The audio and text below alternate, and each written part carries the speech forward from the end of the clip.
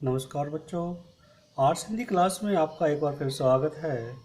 आज हम कक्षा 10वीं की हिंदी पाठ्य पुस्तक सीरीज भाग 2 के अंतर्गत कवि जयशंकर प्रसाद द्वारा रचित कविता आत्मकथ्य की सह प्रसंग व्याख्या समझेंगे। जयशंकर प्रसाद जी को हिंदी साहित्य के आधुनिक कवियों में सर्वोच्च स्थान प्राप्त है। वे छायावाद के प्रवर्तक माने जाते हैं। जयशंकर प्रसाद जी का साहित्य जीवन की कोमलता, माधुर्य, शक्ति और ओज का साहित्य माना जाता है। बताया जाता है कि एक बार जयशंकर प्रसाद जी के सभी मित्रों ने मिलकर हंस नामक पत्रिका में आत्मकथा विशेषांक निकालने की बात की और जयशंकर प्रसाद जी को भी आत्मकथा लिखने के लिए कहा गया। लेकिन जयशंकर प्रसाद जी ने आत्मकथा नहीं लिखनी।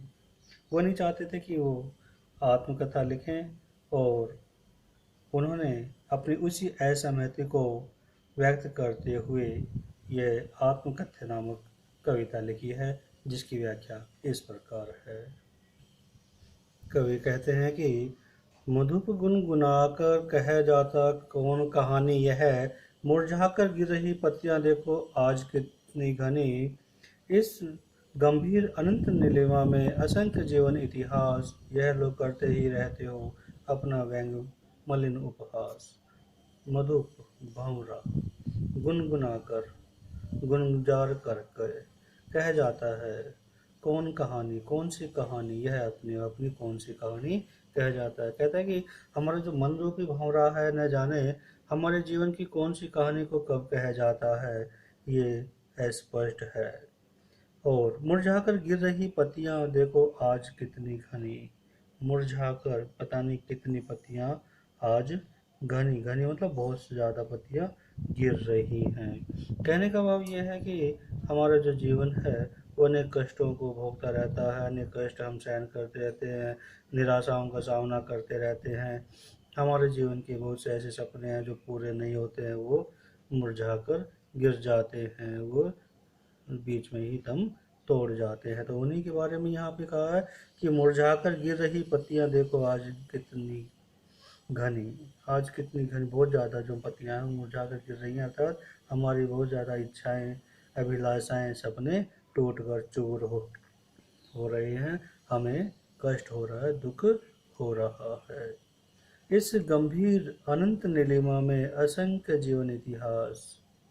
अनंत नीलिमा, अनंत जो जिसकी कोई सीमा नहीं है। नीलिमा आकाश, गंभीर जो गंभीरता को धारण किए हुए है, गहराई को धारण किए है, उसके अंदर असंख्य जीवन इतिहास, बहुत ज़्यादा जीवन है, उनका इतिहास छपा हुआ है। कहने का मतलब ये है कि जो साहित्य है, साहित्यकारों का जो इतिहास है वो बहुत ही विस्तृत है, गहरा है और उसमें न जाने कितने लोगों का जीवन इतिहास छुपा हुआ है। वो अनंत आकाश की तरह है। जो साहित्य है वो अनंत सीमाहीन आकाश के समान है। उसमें न जाने कितने लोगों का इतिहास छुपा हुआ है। यह लोग करते ही रहते हैं अपना व्यंग्य मलिन उपहास। और जो लोग अपने बारे में बताते रहते हैं वो क्या करते हैं, व्यंग करते हैं, अपने ऊपर ही व्यंग करते हैं, मलिन उपहास, और अपनी जो बुराइयां हैं उन पर उपहास करते हैं, उनके ऊपर वो खिल्ली उड़ाते हैं। तो ये बिल्कुल ही कवि को अच्छा नहीं लगता है कि अपनी बुराइयों को, अपनी विकृतियों को वो इस तरह से व्यक्त करें कि लोग उन पर हंसे, केवल अपने आप को हंसी का या मजाक का पात्र बनाने में लगे रहते हैं। तो कवि को इस तरह की बातें बिल्कुल भी पसंद नहीं है। कवि अपने मित्रों के बारे में बताते हुए कहते हैं कि तब भी कहते हो कह डालो दुर्बलता अपनी बीती, तुम सुनकर सुख पाओगे देखोगे यह गागर रीति, किंतु कहीं ऐसा न हो कि तुम ही खाली करने वाले, अपने को समझो मेरा रस ले अपनी भरने वाले। अब कवि जयशंकर प्रसाद जी अपने मित्रों को कहते हैं कि लोग, सबको पता है कि अपनी बुराइयों को व्यक्त कर रहे हैं, अपना मजाक उड़वा रहे हैं, फिर भी तुम चाहते हो कि मैं अपनी दुर्बलताओं को, अपनी कमजोरियों को कह डालूं। अपनी बीती, जो मेरे ऊपर बीती हुई हैं, जो मुझसे संबंधित कमजोरियां हैं, दुर्बलताएं हैं, उनको मैं कह दूं, उनको तुम्हारे सामने, सबके सामने प्रकट कर दूं और हंसी का पात्र बन जाऊं। तुम सुनकर सुख पाओगे, देखोगे यह गागर रीति, गागर बर्तन, रीति खाली, जो मेरा जीवन रूपी बर्तन है उसको जब तुम पाओगे कि वो बिल्कुल खाली है, उसमें कुछ भी नहीं है, तो तुम्हें क्या होगा, ये बात सुनकर सुख पाओगे, तुम्हें सुख मिलेगा, आनंद मिलेगा, तुम्हें इस बात की संतुष्टि होगी कि इसके जीवन में कुछ भी नहीं है, इसके जीवन में अभाव है, दुख है, परेशानियां हैं, तो तुम्हें बहुत ज़्यादा खुशी होगी, आनंद की अनुभूति होगी।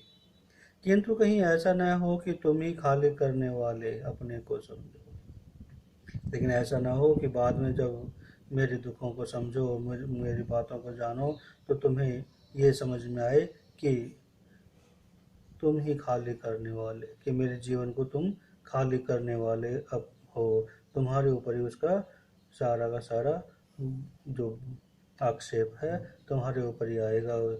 अपने को समझो, तुम अपने आप को कहीं ये ना समझने लगो कि तुम्हारे कारण ही मेरे जीवन में अभाव आए हैं, सुखों में जो कमी है वो आई हैं, मेरे जीवन की जो कठिनाइयां हैं, विपदाएं हैं, वो तुम्हारे कारण ही हैं। और तुम क्या करोगे फिर, मेरा रस ले अपनी भरने वाले, और तुम्हें ऐसा लगने लगेगा कि तुम मेरी कमजोरियों से आनंद लेकर अपने जीवन को खुशहाल बनाने में लगे हुए हो, आनंद लेकर अपना जीवन जी रहे हो और मुझे अभाव में ढकेल रहे हो, दुखों में, परेशानियों में ढकेल रहे को हो। यहाँ कवि का कहने का भाव यह है कि तुम मेरी आत्मकथा को सुनकर मेरे जीवन की खाली जो गागर है, बर्तन है, उसको देखोगे तो तुम स्वयं को उसका दोषी मानने लग जाओगे। कवि आगे कहते हैं, यह विडम्बना अरे सरलते तेरी हंसी उड़ाऊं मैं, भूले अपनी या प्रवंचना औरों की दिखलाऊं मैं, उज्ज्वल गाथा कैसे गाऊं मधुर चांदनी रातों की, अरे खिलखिलाकर हंसते होने वाली उन बातों की। कवि कहता है कि ये बहुत बड़ी विडम्बना है, दुविधा है, दुर्भाग्य है कि मैं अपनी सरलता, जो सरल जीवन है, उसकी हंसी उड़ाऊं, उसका मजाक करूं, ऐसा करूंगा तो ये मेरा बहुत बड़ा दुर्भाग्य होगा। भूलें अपनी या प्रवंचना औरों की दिखलाऊं मैं, कहता है कि अपने दुखों को भूलें या औरों द्वारा जो प्रवंचना, जो धोखा दिया गया है, छल का प्रयोग किया गया है, उसको लोगों के सामने व्यक्त करें। कवि चाहता है कि वो अपनी सरलता की किसी भी तरह से हंसी ना उड़ाए, लोग उसका मजाक ना उड़ाएं। साथ में कवि ये भी चाहता है कि ना तो वो अपनी सरलता को किसी के सामने व्यक्त करना चाहता है और ना ही वो इस बात को भूलना चाहता है कि लोगों ने मेरे साथ धोखा किया है, और ना ही उस बात को वो दूसरों के सामने व्यक्त करना चाहते हैं, दिखाना चाहते हैं। वो जो लगा था कैसे गाऊं मधुर चांदनी रातों की, कवि पुनः कहता है कि मेरे जीवन की जो प्रेम की जो मधुर चांदनी थी, चांदनी से भरी हुई जो रातें थी, उनकी सुंदर कहानी मैं कैसे सुना सकता हूँ, क्योंकि उनका संबंध मेरे निजी जीवन से है। कवि चाहता है कि उसके जो सुखद पल थे वो उन्हीं तक सीमित रहें, वो दूसरों को उसके उनके सामने व्यक्त नहीं करना चाहते हैं, बांटना नहीं चाहते हैं, क्योंकि उनके निजी क्षण थे। फिर आगे कहते हैं कि अरे खिलखिलाकर हंसने होने वाली उन बातों की, हंसते हुए खिलखिलाकर जो हमारी बातें होती थी। कभी अपनी प्रिया के बारे में बताते हुए कहते हैं कि मैंने अपनी प्रिया के साथ जो खिलखिलाकर तथा हंस हंस कर बातें की हैं, उन्हें मैं आत्मकथा द्वारा दूसरों को नहीं सुनाना चाहता हूँ, क्योंकि वह मेरे परम प्रसंग जो है वो व्यक्तिगत है, निजी संपत्ति है। उन्हें समाज के सामने व्यक्त करके मैं उन मुझे जो मेरा अधिकार है उसको मैं नहीं खोना चाहता हूँ, अर्थात जो बात मुझ तक सीमित रहनी चाहिए वो मैं दूसरों के सामने प्रकट नहीं करना चाहता हूँ। जयशंकर प्रसाद जी आगे कहते हैं कि मिला कहाँ वह सुख जिसका मैं सौपन देख कर जाग गया, आलिंगन में आते आते मुस्का कर जो भाग गया, जिसके अरुण कपोलों की मतवाली सुंदर छाया में अनुरागनी उषा लेती थी निज सुहाग मधु माया में। मिला कहाँ वह सुख, कहते हैं वो सुख मुझे कहाँ मिला, जिसका स्वप्न देखकर, जिसको पाने का जो सपना था वो देखकर मैं जाग गया, उसको पाने के लिए नींद से जाग गया। अर्थात मैं अपने जीवन में जो सुख पाना चाहता था वो सुख मुझे नहीं प्राप्त हुआ, वो केवल मेरे लिए सपना बनकर रह गया, और सपनों में ही मैं अपने उस मधुर जो यादें हैं उनको देखता रह गया। कहने का भाव यह है कि जयशंकर प्रसाद जी ने जो सपने देखे थे, उसकी जो सुखद अनुभूति की थी, वो वास्तविकता में किसी प्रकार से उनको प्राप्त नहीं हो पाए, वो हकीकत में उनको पा नहीं सके। आलिंगन में आते आते मुस्कुराकर जो भाग गया। आलिंगन, आलिंगन होता है गले लगाना, बाहों में लेना।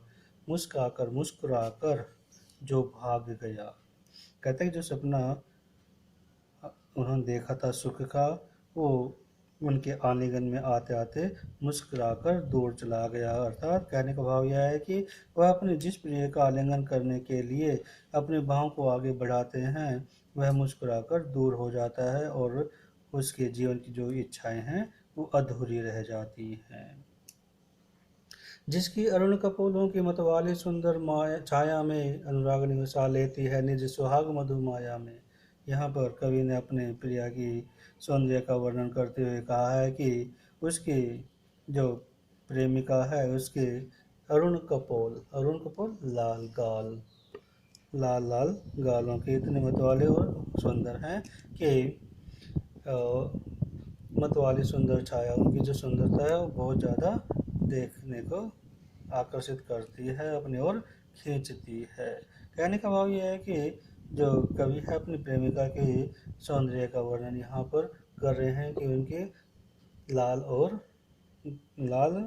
कपोल गाल हैं, और कहते हैं कि अनुरागनी उषा लेती है। अनुरागनी होता है प्रेम से भरी हुई, प्रेम करने वाली, अनुराग से युक्त। उषा प्रातः काल लेती है निज सुहाग मधुमाया में, जो प्रातः काल की लालिमा है वो उससे लेती है। मधुमाया मधुरता, मोहकता, निज अपने सुहाग, जो भी सुंदर है, सुहाग है, सुगंध है, इत्र है, उसको वो लेती है। कौन लेती है? उषा किससे लेती है? कवि की जो प्रेमिका है उसके लाल कपोलों की लालिमा है, उस लालिमा को देखकर ऐसा लगता है जैसे प्रातःकाल की जो लालिमा है वो वहीं से ली गई हो। यहाँ पर कवि ने अपने प्रेमिका के कपोल जो है वो प्रातःकाल लालिमा के समान बड़े सुंदर और आकर्षक बताए हैं।